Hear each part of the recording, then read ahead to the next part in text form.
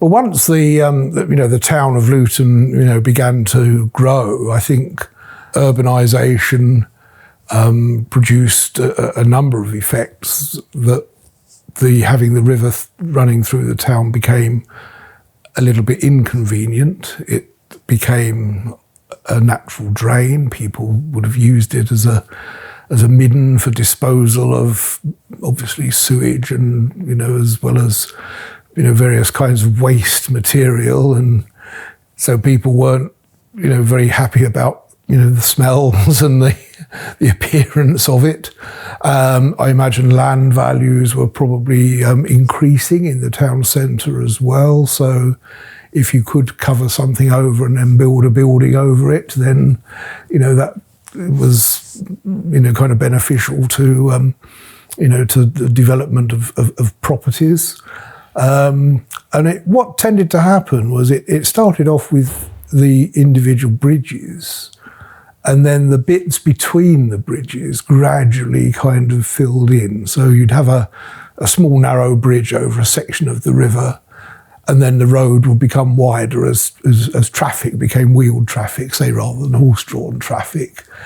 And then, so you kind of widened it, and so you had almost a section of culvert, and then you had Bridge Street and Mill Street and so on right the way through the town. And then the gaps in between were then kind of almost sort of just roofed over and, were lost and became almost part of the drainage system.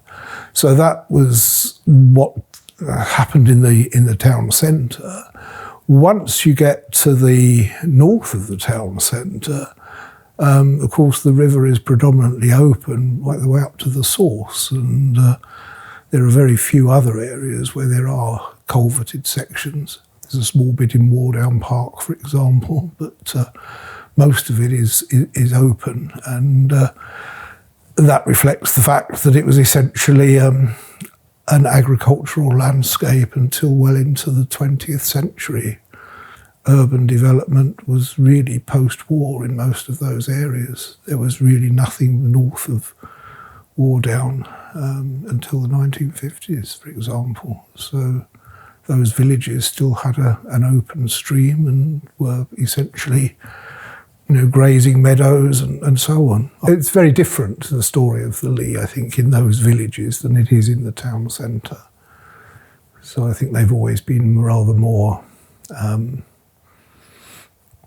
appreciative of it in the sort of suburbs, if you like, rather than the industrial core of Luton, where it was very hidden away.